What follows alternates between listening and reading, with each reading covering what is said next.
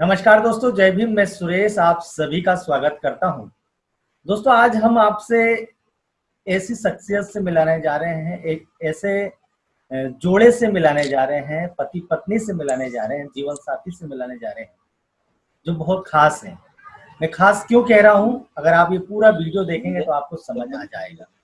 दोस्तों, अभी तक आपने हमारे चैनल के माध्यम से बहुत सारी चर्चाएं, बहुत सारे राजनीतिक विषयों पर, सामाजिक मुद्दों पर बातचीत सुनी होगी, लेकिन आज जो हम चर्चा करने जा रहे हैं, बाबा साहब ने कहा था, अगर आप बौद्ध बनोगे, अगर आप एक सीमित दायरे से उठकर अगर बौद्ध धर्म में आओगे, तथागत बुद्ध के दिखाए रास्ते पे चलोगे, तो जितने विश्व के देश जो बुद्ध को मानते हैं, उनकी शिक्षाओं को मानते हैं, कहीं ना कहीं आपका उनसे रिलेशन बन जाएगा। इसकी एक मिसाल के तौर पे हमारे बीच में है पारितोष जी। पारितोष जी, आपका और भाभी जी का, या आप दोनों का स्वागत है हमारे दर्शकों के। दर्शकों को अपना छोटा सा परिचय दीजिए। जय भीम सभी को। मैं परितोष सरदारे नागपुर का रहवासी हूँ और लिबर्टी क्लास जो एक बहुत अच्छा ऑर्गेनाइजेशन है जो फ्री एजुकेशन प्रोवाइड करता है पिछले 8-9 सालों से, उसका फाउंडर मेंबर हूँ।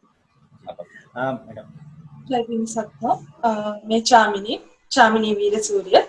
मैं श्रीलंकन हूँ और परितोष के साथ शादी करके अब इंडिया में रहती हूँ।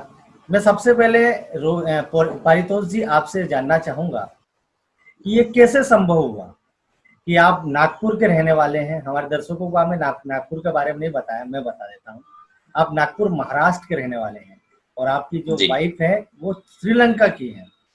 तो आप लोग के बीच में कैसे आपने आपके घर वालों को, या आप दोनों कैसे आप लोग राजी हुए कि हाँ हमें अपना ये रिश्ता बनाना चाहिए? आजकल तो भारत के अंदर में तो एक जाति देखा जाता है और जाति के बाद में सरनेम देखा जाता है, गोत्र देखा जाता है, फिर पंडित जी को बुलाया जाता है। और आप श्रीलंका की रहने वाली, आप यहाँ कैसे संभव हुआ? जी, सर्वप्रथम बताने के पहले मैं आपकी विलो बाबा साहेब टीम का धन्यवाद देना चाहता हूँ और स्पेशली आपका भी पासवान जी कि आपने हमें रूबरू होने का मौका दिया और इस बारे में जानकारी लेने के लिए समक्ष हमारे आए और लोगों से इंटरेक्ट करने का मौका दिया। ये बहुत जरूरी है कि लोग भी अभी बड़ा सोचे। बाबा साहेब के शब्द जैसे आपने बताया कि बाबा साहेब ने हमें बुद्ध धर्म दिया।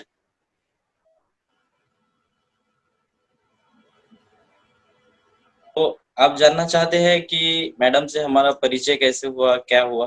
तो मैं बताना चाहूंगा कि जब आप समाज में कार्य करते हो, तो जब आप समाज में कार्य करना चालू करते हो, तो आपका रिलेशन सिर्फ आपके दोस्तों तक ही नहीं, 4 रिश्तेदारों तक ही नहीं, 40 लोगों तक ही नहीं, तो 400 और 4000 लोगों तक किस तरीके से संपर्क होता है, ये सामाजिक कार्य करते करते आपको पता चलता है। कई तरह के लोग मिलते हैं। तो इसी तरह मैं भी कई सालों से सामाजिक कार्य में कार्यरत हूँ और इस कार्य को करते करते जिस तरीके से मैंने बताया कि लिबर्टी फाउंडेशन एक फाउंडर मेंबर हूँ।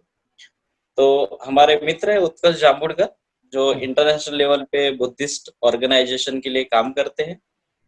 तो वो श्रीलंका जाकर आए और उन्होंने हमारे ऑर्गेनाइजेशन संपर्क करके मिलकर हम क्या बड़ा काम कर सकते हैं विद्यार्थियों के लिए, जिससे विद्यार्थियों के शिक्षण के साथ साथ उनको बुद्धिज्म का भी पूरा महत्व पता चले, साथ ही साथ उनकी जीवन शैली में भी बुद्धिज्म आए। ये बहुत महत्वपूर्ण है कि जीवन शैली में भी बुद्धिज्म आए, क्योंकि एजुकेशन सभी को मिलता है लेकिन आदर्श नहीं मिले तो उस एजुकेशन का कोई अर्थ नहीं है। तो इस तरीके से उनका भी बहुत बड़ा योगदान है। तो जब उत्कर्ष जी ने हमारे टीम से संपर्क किया लिबर्टी ऑर्गेनाइजेशन की तरफ से, फिर मैंने बातचीत चालू की और मैडम श्रीलंकन ऑर्गेनाइजेशन की तरफ से मैडम बात करते थे। अच्छा। तो बात करते करते पता चला कि ये एक बहुत बड़े आर्टिस्ट है, आर्टिस्ट ही नहीं इंटरनेशनल लेवल के आर्टिस्ट है। अच्छा। तो फाइनल ईयर में एक प्रोजेक्ट था सर, जिसपे उन्होंने जस्ट चर्चा करते करते मुझसे पूछा कि किस बारे में यानी प्रेजेंटेशन देना चाहिए। तो उनके दिमाग में भी यही बात चल रही थी कि बुद्धिज्म के ऊपर, जैसे अजंता एलोरा है जो ऐतिहासिक धरोहर है हमारे भारत देश में, ऐसे धरोहरों को उन्होंने प्रेजेंट करना चाहिए उनके श्रीलंका में प्रेजेंटेशन के बाद। लेकिन ये तभी पॉसिबल हो पाएगा जब वो खुद पर्सनली अपनी आंखों से ये धरोहर देखेंगे। तो इस इस दौरान मैंने इनको इनविटेशन दिया कि मैडम आप आपके ऑर्गेनाइजेशन के लोगों के साथ नागपुर आइए। यहाँ पे अजंता एलोरा औरंगाबाद में, यहाँ से 400 किलोमीटर दूर है। हम वहाँ ले जाएंगे, आपको ऐतिहासिक धरोहर दिखाएंगे, उसका महत्व भी बताएंगे। उस महत्व को बताने की जरूरत तो नहीं थी, क्योंकि मैडम को वो इतिहास सब पता था, उन्होंने ही हमें बहुत सारी जानकारी दी थी। तो इस ऐतिहासिक धरोहर को दिखाने के लिए जब वो पहले नागपुर आए दिसंबर 18 में, तो मैडम को तो लेके ही जाना था, उनके ऑर्गेनाइजेशन के लोग। तो मैंने सोचा कि हमारी फैमिली मेंबर के साथ जाना चाहिए। तो फैमिली मेंबर उत्कर्ष भी आने वाले थे, अनफॉर्चुनेटली वो नहीं आ पाए। मैं भी आने वाला था। उत्कर्ष जी आप भी आने वाले थे। मुझे उत्कर्ष ने बताया था कि सुरेश आप भी जाना। आपने मिस कर दिए, मैंने मिस और कर हमने भी दिया। आपको मिस किया। चलिए जी। हाँ। तो उस ड्यूरेशन फैमिली के साथ, मैडम के साथ जाना हुआ, पर्सनल कार किए थे हमने। तो उस दौरान बहुत सारी बातें हुई, पेरेंट्स भी साथ में थे। तो जब हम अजंता एलोरा देख रहे थे, अजंता की क्वेस्ट देख रहे थे, तो मम्मी ने ऐसी बात छेड़ दिया कि शादी क्यों नहीं करता, आप सामाजिक कार्य में रहने के बाद शादी वगैरह उतना ध्यान में नहीं आती सर बात। जी। लेकिन मैडम के साथ जब हम दौरा कर रहे थे औरंगाबाद का, तो कुछ फीलिंग्स मेरे मन में आई उनको लेके, और मैंने मम्मी से बात छेड़ दिया कि आपको ये लड़की कैसी लगी, पसंद आई क्या? तो मम्मी भी आश्चर्यचकित रह गए, उनको लगा श्रीलंका की लड़की तुझे क्यों पसंद करेगी। एक बात बोलूं क्या, बीच में एक बात बोलना जी चाहूंगा। देखिए निजी बातें, व्यक्तिगत बातें इससे छेड़ना नहीं चाहिए, लेकिन आपने काम ही ऐसा किया कि उसको दुनिया के सामने लाना पड़ेगा। आपकी जो प्रेम कहानी है उसको मैं दुनिया के सामने लाना चाहता हूँ। जी हम भी बेहिचक बताएंगे, कोई इसमें दो राय नहीं, बताने के लिए आपने कहा ना कि अचानक मुझे ऐसा लगा कि हाँ इनसे शादी कर, अचानक नहीं लगता है। हो सकता है कि पहले से आप लोग की बात चल रही हो। की बात नहीं, वो कैसा फीलिंग्स भी आनी चाहिए शादी के लिए किसी लड़की को लेके। हाँ ये बात ऐसा नहीं कि अरेंज मैरिज को मेरा ये नहीं है, लेकिन आपको मैं बता दूं कि मैं अवॉइड ही कर रहा था ऐसा लड़की देखने जाना वगैरह। तो मेरे पेरेंट्स भी बहुत परेशान हो गए थे कि ये कब शादी करेगा, क्या एज बढ़ते जा रही है। अच्छा, आप नौकरी वगैरह नहीं करते? आप कोई जॉब वगैरह नहीं मैं करते? अभी बैंक में कार्यरत हूँ। कौन से बैंक में? मैं आंध्रा बैंक में कार्यरत। अच्छा, तो अभी उसका नाम यूनियन बैंक हो गया। आप गवर्नमेंट एम्प्लॉय? Union bank. जी जी जी जी बोलिए। तो क्या हुआ, मैं आपको बता देना चाहता हूँ कि मम्मी डैडी दोनों परेशान थे, क्योंकि मैं लड़की देखने जाता नहीं था। अचानक एक दिन आके बोले कि कुछ पर्सनल काम है, जल्द थोड़ा इमरजेंसी है, तो मुझे लेके चले गए लड़की दिखाने, और लड़की को सामने बिठा दिए, क्वेश्चन पूछने बोल दिए। मैं बहुत अपोज करता हूँ सर, क्योंकि ये जो ट्रेंड है, लड़की आके पोहा खिलाएंगी और हम उसको क्वेश्चन पूछेंगे, एक मानसिक गुलामी के आसार दिखते हैं मुझे। मैंने सीधा बोल दिया कि अगर लड़का और लड़की को शादी करना है तो आप थोड़ा सा उनसे बातचीत कराइए, बाहर मिलने के लिए बोलिए, आचार विचार होंगे, विचारों का आदान प्रदान होगा, अगर ठीक लगा तो हम आगे बढ़ सकते हैं। तो जो मीडिएटर थे वो डर गए, अरे ये लड़का क्या बोल रहा है। तो मैं बोला नहीं सही बात है। फिर भी वो बोल रहे थे कि आप पूछिए इनसे सवाल। तो मैं बोला इतने लोगों के सामने मैं लड़की से सवाल पूछूंगा, लड़की हेजिटेट करेंगी या दिल खोल के आंसर देगी? ये ट्रेंड तो हमें तोड़ना ही चाहिए। मुझे बहुत ऑकवर्ड फील हुआ था। उसके बाद मेरे पेरेंट्स लोगों ने भी कभी कोई लड़की दिखाने लेके नहीं गए, और मैं भी खुद को यही समझता हूँ कि ये सब ट्रेंड बंद होना चाहिए। अगर आपको शादी करना है तो पहले लड़के लड़कियों राजी है क्या, वो लोग मिले, बातचीत करे, इस तरीके से बातचीत होनी चाहिए। तो मेरे पेरेंट्स समझ गए थे कि ये करेगा तो परिचित लड़के से ही शादी करेगा, और जब मैंने उनसे बात छेड़ा तो वो भी खुश हो गए। लेकिन वो सरप्राइज थे, अब इनसे बात कैसे किया जाए, ये हाँ बोलेंगे ना बोलेंगे, इस तरीके से। तो उसी ड्यूरेशन में मम्मी ने पूछ लिया इनसे कि हम इनके लिए लड़की ढूंढ रहे हैं, तो आपके मन में भी अगर शादी का कोई ख्याल होगा तो बताइए। तो मैडम शर्मा गए, तब हमें थोड़ा पॉजिटिव साइन दिखा। अच्छा। तो मैं भी खुश हो गए, लेकिन उस वक्त हाँ नहीं मिली। थोड़ा समय लगा। वो श्रीलंका जाके अपने पेरेंट्स से उन्होंने बात किया। उनके पेरेंट्स ने पहले हाना ही चल रहा था, कुछ रिलेटिव्स भी। तो मुझे इन लोगों ने श्रीलंका बुलाया अप्रैल मंथ में। शायद उस वक्त आपको ज्ञान होगा, आपको बताया होगा। हाँ, आपने चलिए आपने बताया जी। तो उस वक्त बॉम्ब ब्लास्ट हुआ था, उस ड्यूरेशन में वहां पे थे। पेरेंट्स से बात हुई, इनके जीजाजी से बात हुई, इनके फैमिली मेंबर से बात हुई। उन्होंने मेरा पूरा डिटेल्स लिया, सब पूछा, मेरे फैमिली मेंबर से वहां से बात किए ऑनलाइन। उसके कुछ दिनों के बाद मैडम की तरफ से हाँ आया, जो मेरे लिए एक बहुत पॉजिटिव और बहुत खुशी की बात है। मेरे लाइफ में एक टर्निंग पॉइंट था कि मैं शादी करने जा रहा था और आज आपके सामने बैठा हूँ। नहीं तो तो इसके एक पीछे शॉर्ट में बताया मैंने आपको। जी जी नहीं, इसके हाँ पीछे जो है जैसे आपने बता दिया कि आप सामाजिक काम करते थे, बुद्धिज्म को कहीं ना कहीं प्रमोट भी करते हैं लोगों के बीच में, तो वो फैक्टर भी आया क्या बीच में? जी हाँ, हम्म, वही तो फैक्टर था। हम्म, मैडम ने मुझे हाँ इसीलिए बोला क्योंकि उन्हें मैं पसंद नहीं था, लेकिन मेरे जो सामाजिक क्षेत्र में कार्य करने का शैली थी और जो कार्य कर रहा था जी, वो उन्हें ज्यादा इम्प्रेस कर गए। जी, एक बैंक एम्प्लॉय को कोई फॉरेन की लड़की अचानक से ऐसे पसंद नहीं कर सकती, हाँ मुझे ऐसा लगता है। हाँ आप मैडम से भी पूछ जी सकते जी हैं सवाल, वो हाँ बताएंगे हाँ उनके मन की बात।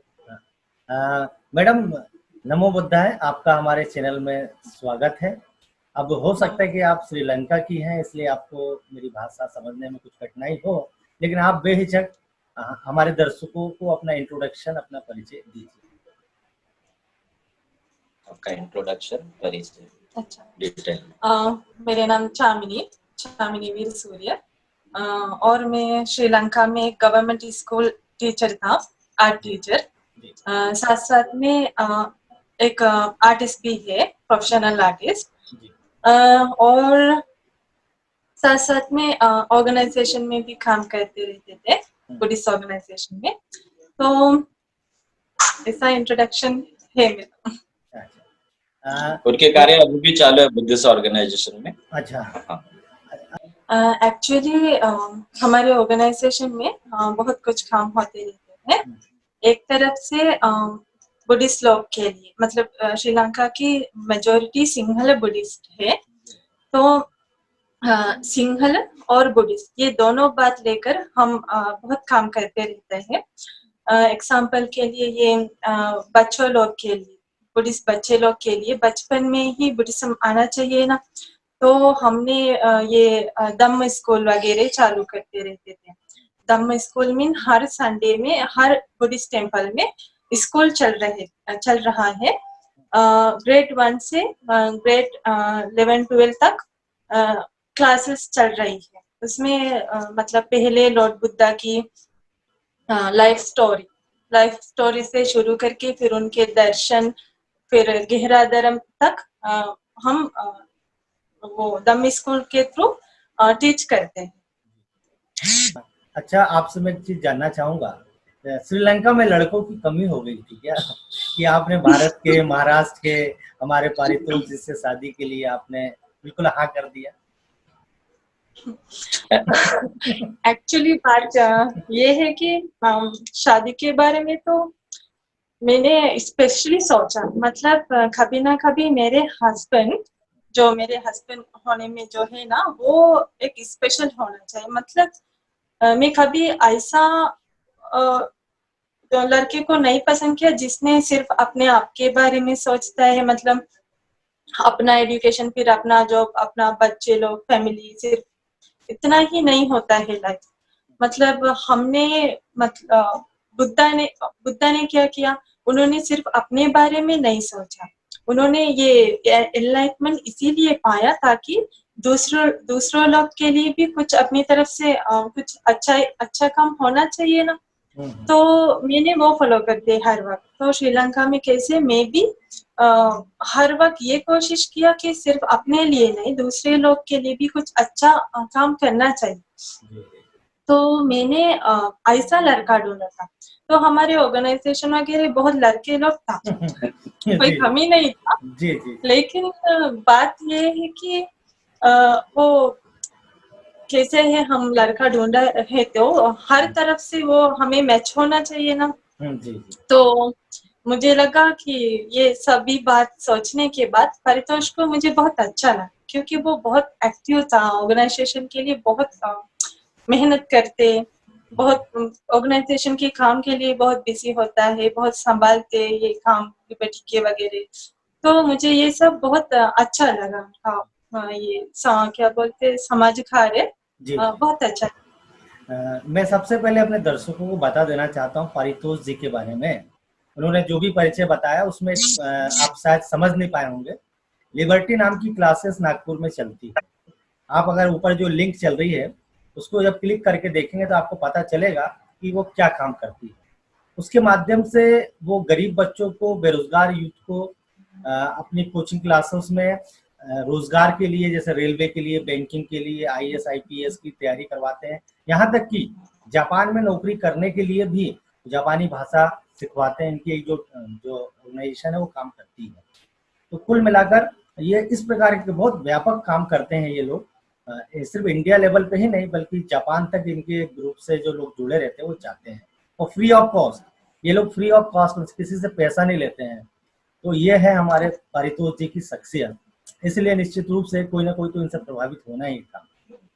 चामिनी मैडम से मैं जानना चाहता हूँ, तथागत बुद्ध के बारे में आपने जो बातें बताई हमारे दिल को छू गया कि उन्होंने जो भी कुछ किया अपने लिए नहीं किया बल्कि उन्होंने सभी के फायदे, सुख के लिए, अच्छे के लिए किया था। तथागत बुद्ध के बारे में आप हमारे दर्शकों को कुछ अच्छी बात, कोई ऐसा आपके उनका जो शिक्षा है जो आप चाहती हैं कि सभी को मालूम होना चाहिए, प्लीज बताइए। एक्चुअली बुद्धा की ये धर्म वो सिर्फ एक छोटा सा पार्ट नहीं है, बहुत ब्रॉड थिंग है। लेकिन मैं एक कुछ पॉइंट आपके बता दूंगी। एग्जाम्पल के लिए हम मानते हैं कि लॉर्ड बुद्धा ने सबसे ज्यादा अच्छी तरह से ये साइकोलॉजिकली टीच किया है। मतलब अब हम जानते हैं ना, इस समय में हम साइकोलॉजिकली कुछ टीचिंग वगैरह, मेथड वगैरह है।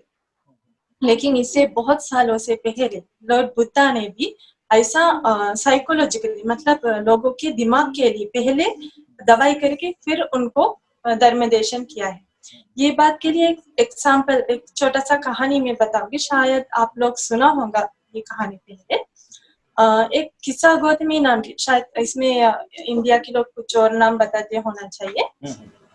किस्सा गौतमी नाम से एक लेडी था और उनके एक 3 साल उम्र की एक बच्चा था। तो ये बच्चा ने बीमारी के वजह से मर गए 3 साल उम्र। तो कैसे एक मम्मी को अपना बच्चा डेथ होने के बाद कितना, ये एक्सप्लेन करना जरूरत नहीं है, बहुत दर्द होता है ना। तो ये किस्सा गौतमी नाम की ये मम्मी को भी बहुत दर्द हो गई, वो पागल हो गई। उन्होंने अपना डेथ हुआ बच्चा को ऐसा पकड़ के घर से घर, विलेज से विलेज, हर जगह पे रनिंग किया था।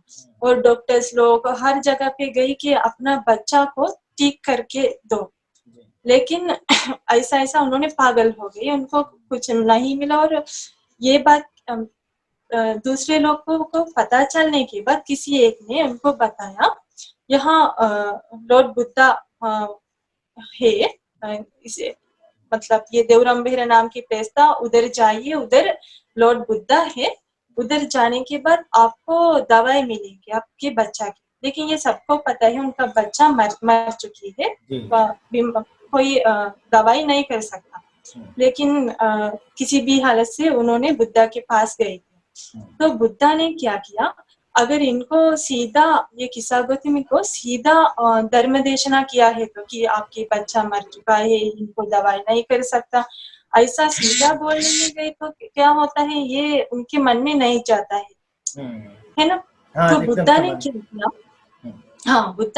किया, बुद्धा ने ये किस्सा गौतमी को बता दिया, मुझे आपके बच्चा को ठीक करने के लिए राई चाहिए।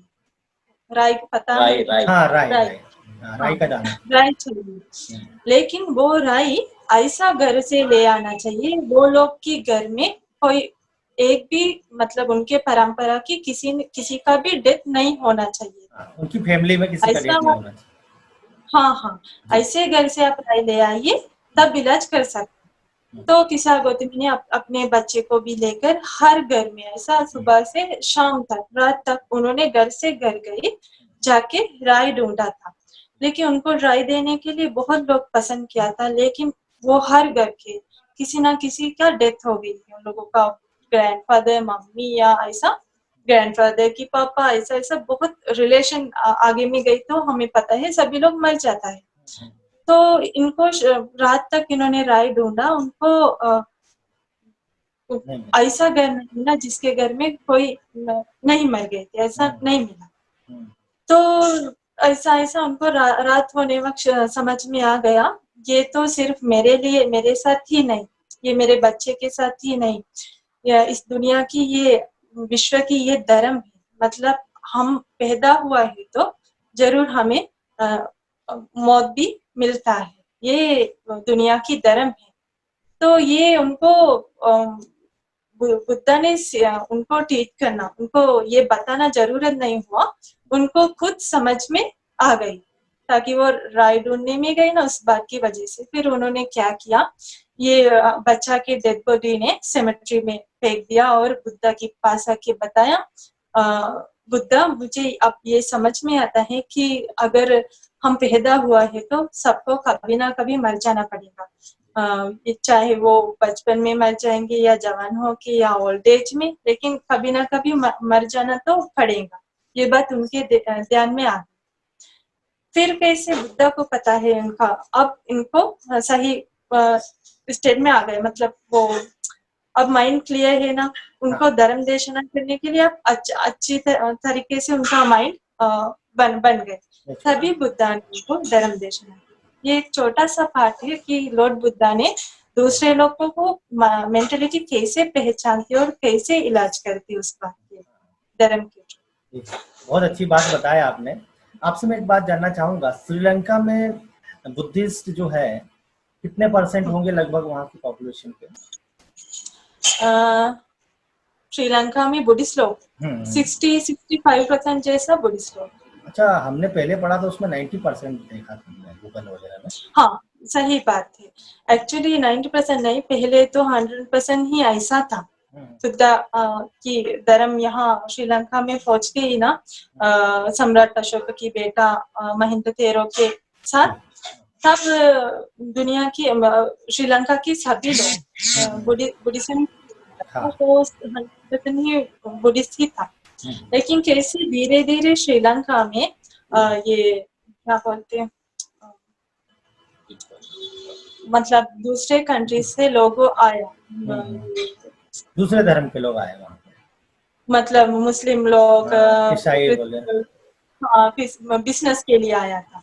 तो आने के बाद कैसे हो गए, पहले उन लोगों ने श्रीलंका की ये लेडीज लोग के साथ शादी किया था, फिर उधर ही श्रीलंका में ही सेटल हो गई थे, उन लोगों को बच्चा पैदा हो गए थे। कैसे पापा की रिलीजन बच्चे लोग हो जाता है, तो श्रीलंका में दूसरे रिलीजन्स ऐसा स्प्रेड हो गए थे, ऐसा अब 60-65% तक कम हो गई।